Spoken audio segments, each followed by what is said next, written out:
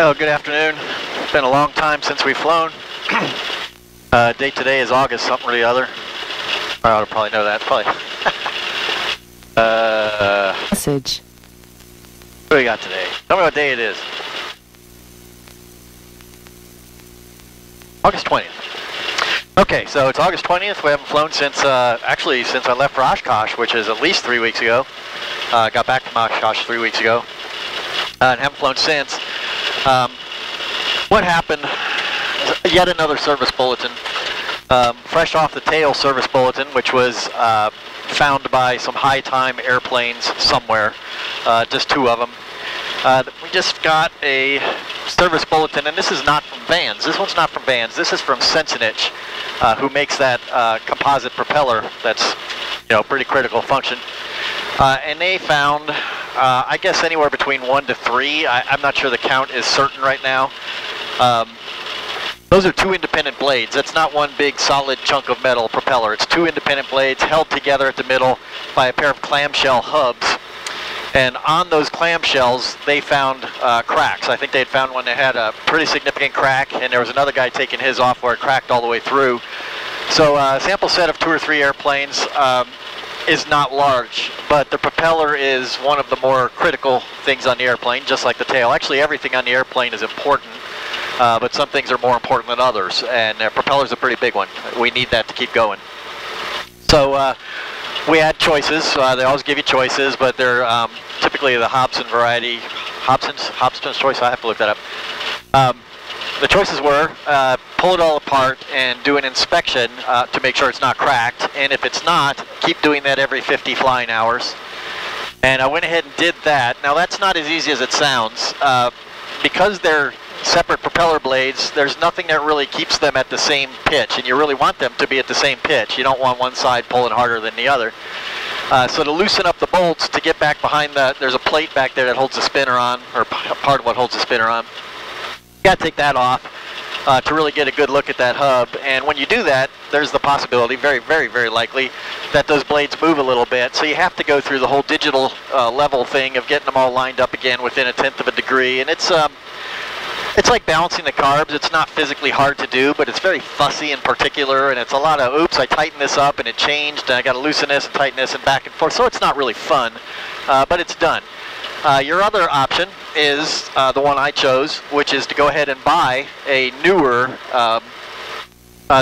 clamshell, to hold it on. That doesn't have the cracking problem, but I went up to Oshkosh thinking, well, I'll talk to the Sensenich guys and maybe they'll bring them up there. And yeah, they said that would have been a great idea, but we didn't. So they handed me a form to fill out, and I submitted that form like 3 weeks ago, 3 or 4 weeks ago. I've emailed them twice. I had to fax it because they're lousy at email. They won't even answer emails. I sent them an email asking, could you please confirm I got the damn thing?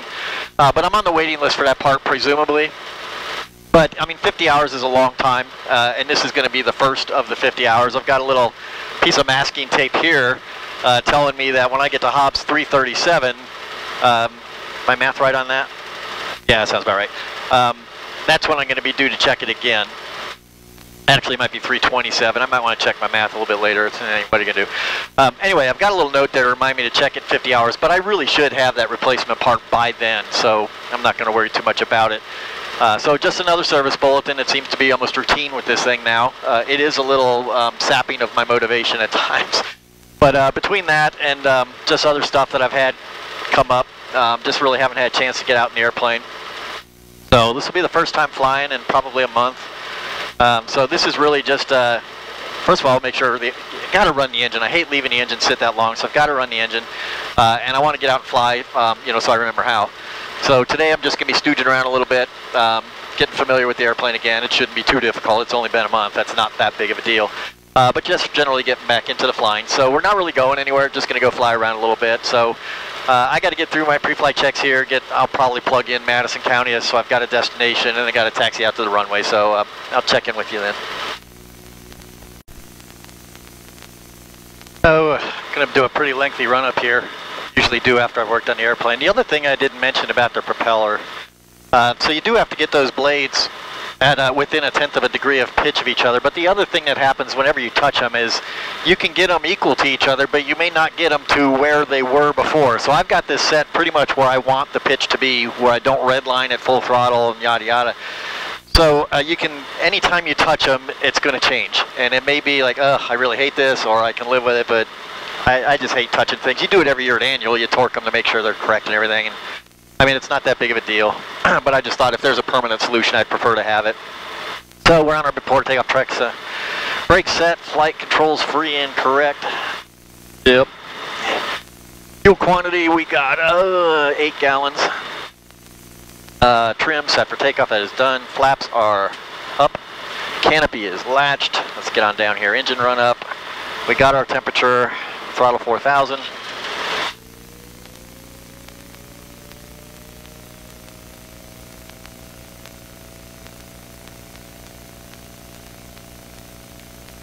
RPM check.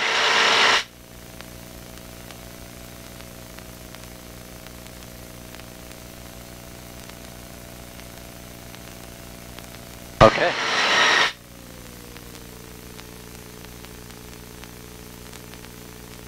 Fuses are in. I got the end. Fuel pump is the big one. Fuel pressure is good. Belts. I'm not going to start a flight timer because I don't care. Okay, that's it for the checklist. Take off. Okay.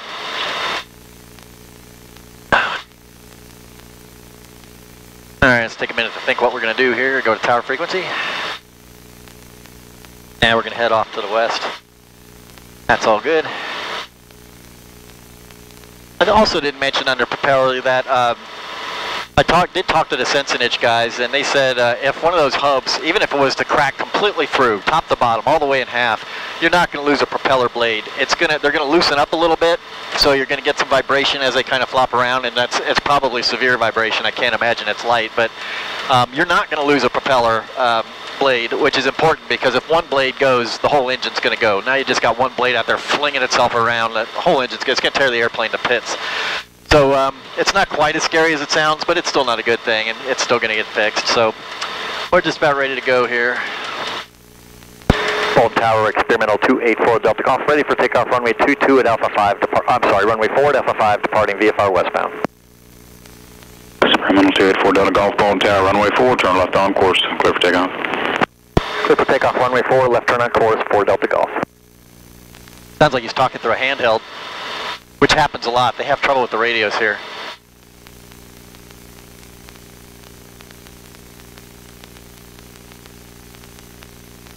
All right, final latch check. Everything's good. Off we go.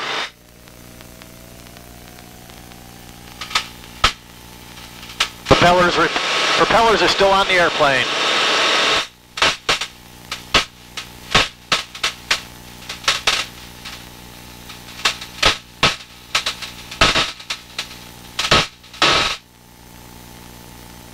There we go.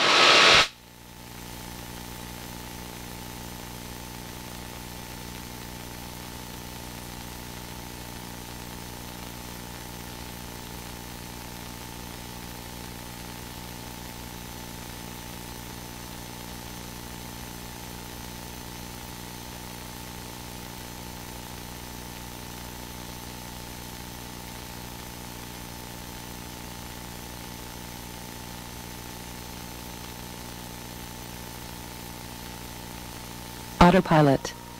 Autopilot, disconnect. What? Autopilot. Autopilot, disconnect. Autopilot not behaving. Autopilot. There you go.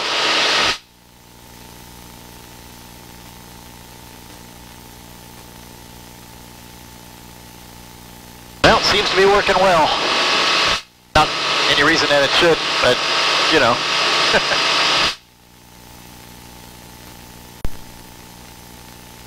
If it seemed like I was shouting a little bit, I probably was. My noise-reducing headsets had turned themselves off, so I was getting all of the noise. But with these, if the A&R isn't working, you've got very, very little sound deadening at all. That's all electronic. So I was kind of hollering over the sound of the engine and the airflow. But everything's running smooth. I'm starting to feel comfortable in it already. I guess a month really wasn't that long. So just going to go probably do some steep turns and some stalls and maybe a touch and go or two in Madison County, just refresher type stuff. And I did mention I went to Oshkosh. I did 2 days of Oshkosh. I used to be able to do a full week of Oshkosh, and I really can't anymore. 2 days of Oshkosh equaled 3 days of recovery once I got home, just from all of the walking. And I tried this year to be better about using the trams and the bus over to the museum and such forth, so I didn't walk everywhere, but it was still enough. You end up carrying things, and I did find a better place to park than I'd been using. I found a better place to stay than I'd been using, so it was a pretty good trip. Mostly walked around, mostly the Warbirds. I just absolutely love the Warbirds. They had a Huey helicopter, Vietnam-era helicopter that I was anxious to see because I have a very, very high-quality flight simulation of Huey, and I spent a lot of time flying the Huey. And I've ridden in one. I rode in one many, many, many years ago when I was in the Ohio National Guard, and we were on an exercise up in Alpena, Michigan, and we were bunking with some Army guys that had flown in their helicopter, and they were flying it the next day, invited us to ride along, and that was just a wonderful ride. And I did get a chance to talk to the guy that restored the helicopter up at Oshkosh, and he initially took it as a criticism, and I didn't mean it that way, and I talked to him about it. I said, you went glass. They had replaced all the mechanical instruments, the steam gauges, with glass panel, like I have here. And to me, that's not what I wanted to see. Me personally, it's not what I wanted to see, because I wanted to see an accurate representation of the simulator I'm flying. And he said, well, of course we did. We have to fly it. It's not, don't get me wrong, I'd have done the same thing. You have to fly it. I mean, they got the instruments all in a nice grid. I mean, the original Huey, it's like they threw some instruments at the panel, and where they stuck is where they stuck. So I fully understood why they did that, but, it wasn't exactly what I wanted to see, and I get that that's somewhat selfish. But ended up chatting with him for about 20 minutes about the helicopter. It was very, very interesting. And that's the neat thing about Oshkosh is the guys that own these things they're standing right there, and they're thrilled to talk about it. I love talking about my airplane. So it's that's what I go to Oshkosh for. The air show, I sat and watched the Aeroshell team because I love the Aeroshell team. But other than that, there's not much in an air show I haven't seen. And then walking around looking at Vans airplanes. I've got a Vans. I'm on my second Vans RV. I don't need to look at other ones. So, I like talking to the guys that have the heavy iron, hanging around with friends. I go up there and visit a few people. So 2 days is enough for me. So anyway, that was my Oshkosh experience. And definitely worth doing, but I don't do it every year. I do it every third year. So we're just a little below 3,500 MSL, which is about 2,500 AGL. There's some clouds up here, but they're very spread way, way, way out. I really wouldn't even call them clouds. You can see right through them. But this is a good altitude. I'm going to practice a stall or two. Hardly ever do them. And they're not hard to do, but it's one of those things, you stay in practice. You haven't flown for a while, so we're just going to slow her down, slow her down. It's not a very abrupt stall on this thing. It's actually quite gentle.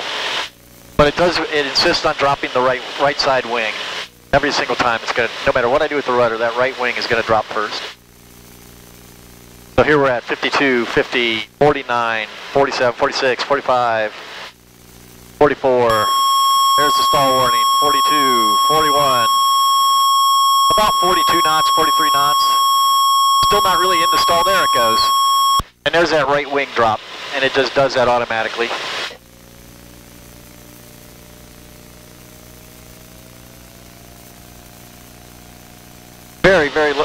Very low stall speed.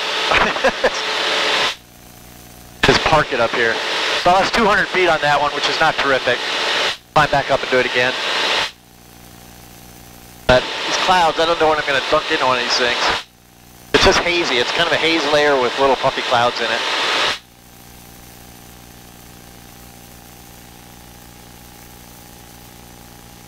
Now it's clearer off this way, so we'll head off to the north here. This looks nice and clear. Alright, we're 3320, we'll call that good enough. Let's call that 3320, 40, whatever, close to it.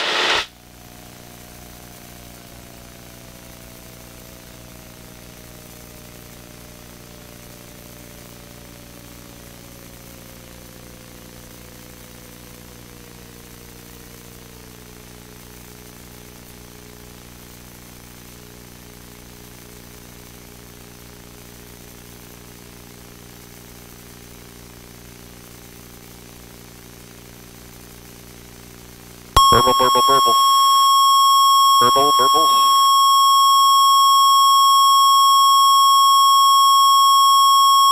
Oh boy, it's hard to even get it into the stall. That's still 200-foot loss, but I think that's because I kind of dork around waiting for it to get into a full stall. So, well, that's 2 of those. That's good enough. We'll go back up to Madison County and do some landings.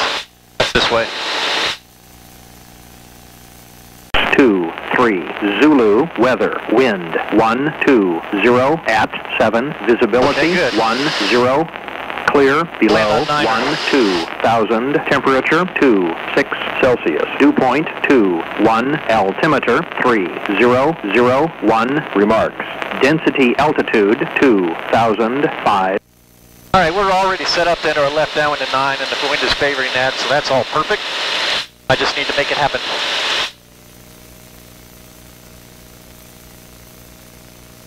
Madison County traffic, experimental 284 Delta Golf is 3 miles northeast, inbound, midfield, left downwind, runway 9er.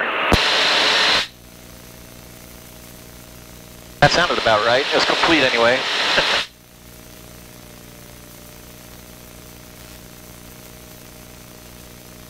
I'm starting to lose a little trust in my airplane for all the service bulletin stuff. I mean, now any kind of vibration I feel is, oh no, the propeller's going to fall off, or any kind of little bump through the tail's going to fall off. It's not rational. It's not rational at all. But it's those things that kind of, they're in the back of your mind now, and it's hard to get rid of them. That this airplane is delicate. It's starting to feel delicate. Now, not to me. I haven't broken anything on mine, but people are breaking them. So I'm young. I'm a 277-hour airplane. You know, the people having these problems, 800 hours, 2,000 hours, just all kinds of time, but still, there's no guarantee that's what's causing it. It could be anything. So, you know, you do what you do. You pre-flight, pre-flight, pre-flight, but neither of these things are things you would find, you know, the tail and the propeller, nothing that you would find on a pre-flight. So you do good annuals and, you know, or inspect every 50 hours or whenever you have to. 50 hours seems an awful long time on something that's supposedly that critical. I don't know, when I asked the guys up at Sensenich, you know, this was a before further flight thing, but it took 3 weeks to get to me, and they said, well, that before further flight thing is simply CYA for legal. You know, they don't dare let anybody, they don't dare have somebody go out and crash one and say, well, they told me I had 50 hours or whatever. They just got to be careful too. It's the world we live and fly in. That's a small price. It's wonderful to be able to fly. Don't get me wrong on that.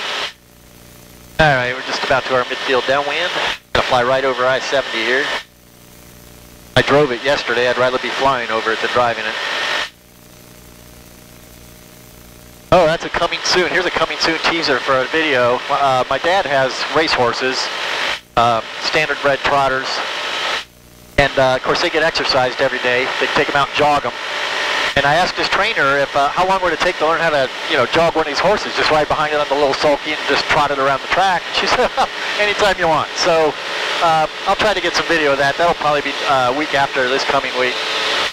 Give that a try. That should be one more thing I could put on my stuff that I drove list. Just love to operate machines and such. All right. Get our flaps down. And this is what I forget. This is what I have to practice. Practice, practice, practice. What I haven't been flying is letting the airplane come down. I hate to let the airplane come down. I'm ground shy.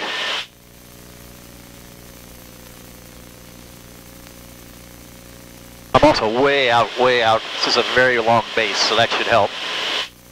Way out further than I usually would be. Madison County traffic, 4 Delta Golf is left base, runway 9er, touch and go, Madison County.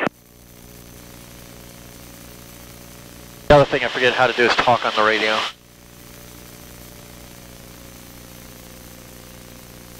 Hey, we're managing altitude, Looking pretty good.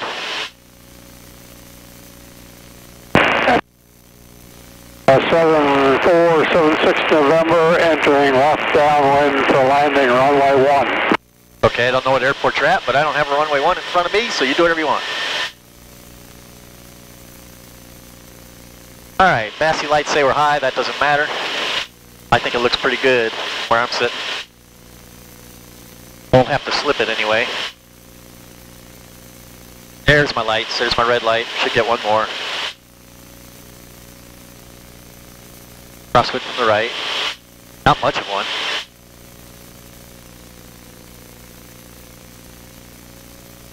Light number 2. Kind of choppy here. Choppy over the cornfield.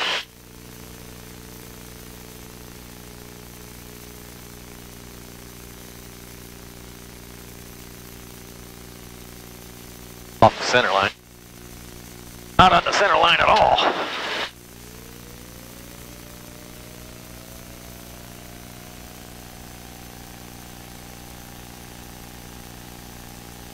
Ah, that was so-so. I owe myself another try.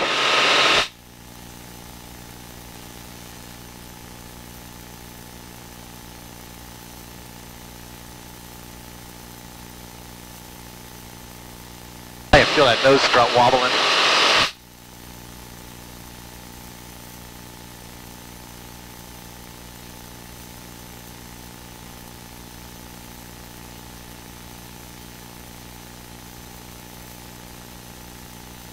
I'm watching a big fifth wheel horse trailer make a turn down there and wondering how we're going to be trading in our little camper for a much bigger one, a 26 footer, which will tow at about 30 feet. And I'm going to have to learn to make much wider turns. And I was watching him, he went clear over the opposing lane and his back wheel still cut the corner. Returning final, runway 1.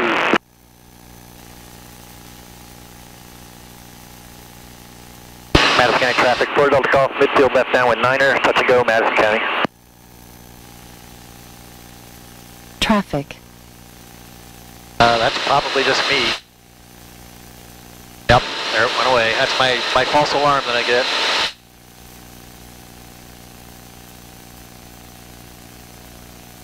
I really should talk to Dynan about that. I mean, if I really cared, they could help me with that, I'm sure.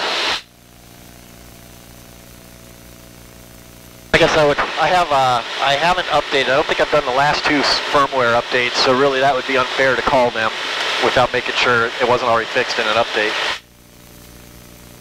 The other possibility is where my antenna is installed.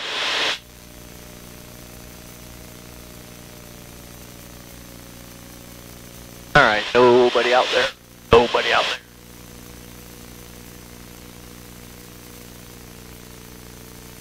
Madison County, Florida Delta Golf, left base 9er.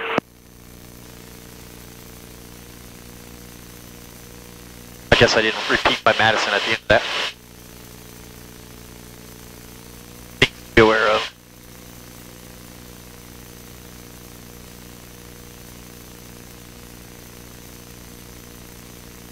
Alright, let's get it on the center line. There we go.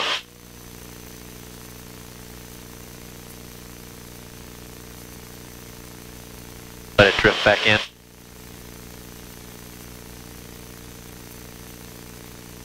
See how well I can judge the drift from just blowing us right back down the center. We're off to the right still, but should get a little help from the wind.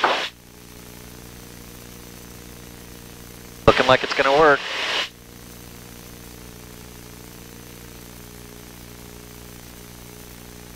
Look at that.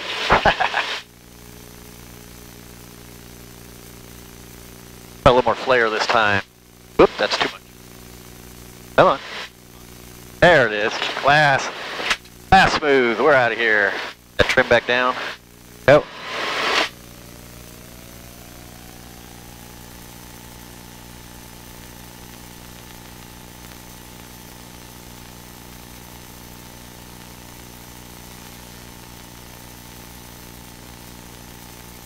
All right, we're gonna head back. Well, we're still a few miles out, but I've had to go back to the 6-pack display. I don't like the EPIS display. I like to be able to look. The EPIS display has a numeric altitude, but it's kind of hidden off to the side. And you look at some other number first, and I just prefer this. So I've gone back to the 6-pack, which is my preference. I get grief for it, you know, Luddite and all that, but yeah, I don't know how Luddite you can be with a panel like that. maybe I'm nostalgic, or maybe I just find this works better for me. It's personal taste. I think you should be allowed to have your personal taste when you have that kind of configuration of configurability. So, in any event, you'll note that these have moved around. I'll have to figure that out. There's a button for that. I must have bumped something. There we go. That's what I want right there. There we go.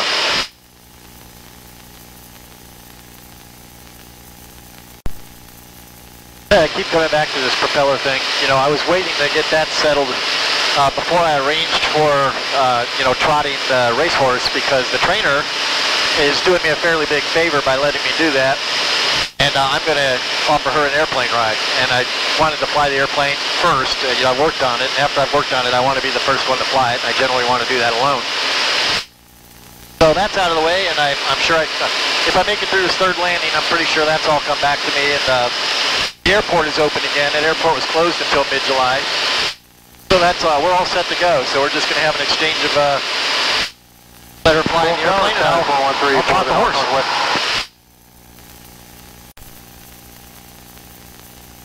We do have some traffic now. There's a guy transitioning through Bolton's Class D. Looks like currently 200 feet below us and gone by the time we get there, but, something to keep an eye out for. It should just keep on going. I don't think he'll maneuver or anything, so it shouldn't be a factor. He'll probably get called out to me by the tower. Traffic, you're 12 o'clock out of. Bolton Tower, experimental 284 Delta Golf. Lily Chapel inbound, landing. Experimental 284 Delta Golf, Bolton Tower, report 2 mile left base, runway 4, wind calm, altimeter 3001. Report 2 mile left base, runway 4 for Delta Golf. So I guess traffic not a factor, good.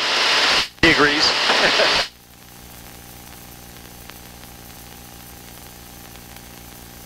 Bolton Tower, 413 in the course reversal. Number 513, roger, watch for traffic over Lily Chapel inbound for the field. What are we looking for? Turning around, what's that all about?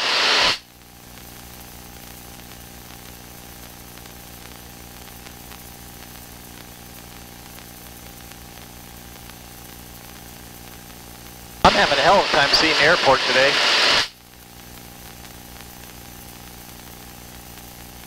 I just can't see it.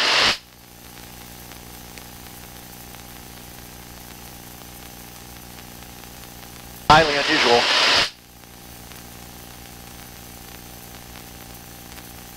It's only 5 miles out.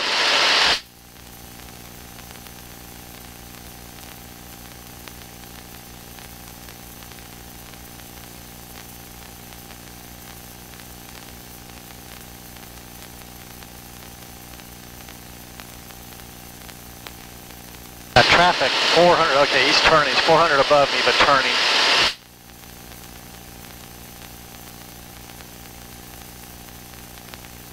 And moving away now. I'm 3 miles out. Oh no, I'm not. I'm 4.7 miles out. I'm reading the wrong number. That makes more sense.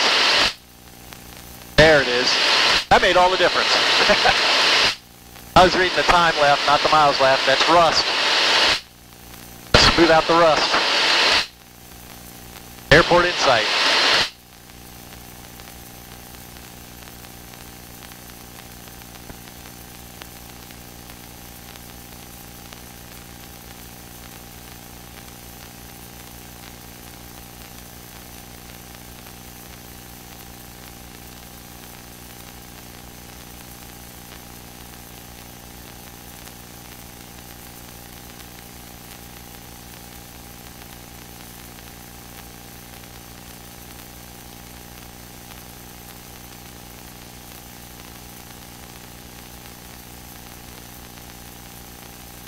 That must be a helicopter. He's moving awfully slow.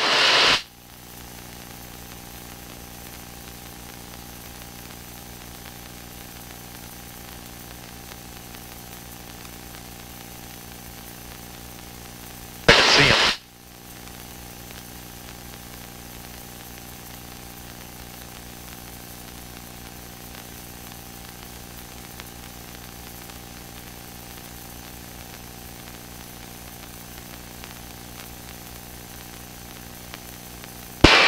Bolton Tower 4 Delta Golf, 2 mile left base, runway 4. Experimental 4 Delta Golf, Runway 4, cleared to land. Clear to land, runway 4, 4 Delta Golf. All right. I have permission. All I need now is ability. Where is that guy? I ought to be able to see him. It's hazy. It'd be hard to see anything.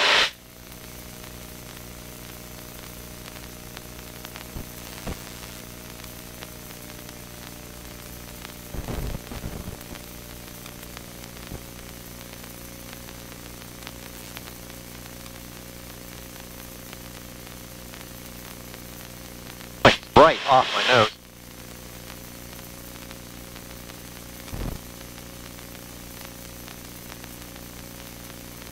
Wonder if that's another false alarm.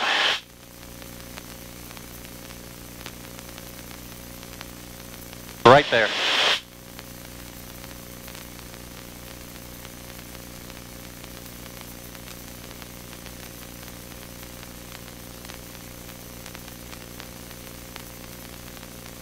Well, he's not directly in front of me or off to my left, so it doesn't matter, but I'm curious where that guy is.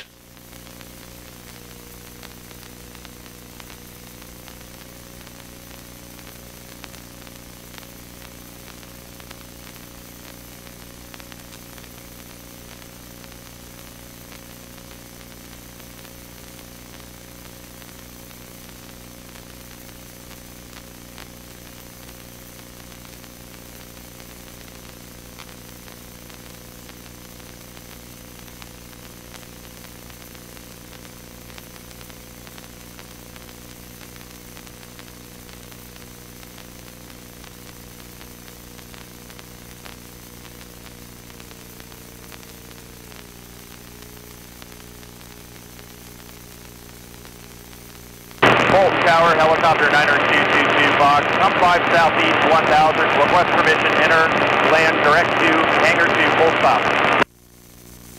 Helicopter 9222 Fox, drop Bolt Tower down site, report 1 mile from the field, wind is calm, altimeter 3000. Dropping. Bolt Tower, copter 22 Fox, reporting 1 mile south. Whisper Mountain 4 Delta Golf, taxi to parking via taxiways Alpha and Charlie, monitor ground point 8 to park. Taxi Alpha to Charlie, monitor ground point 8, 4 Delta Golf.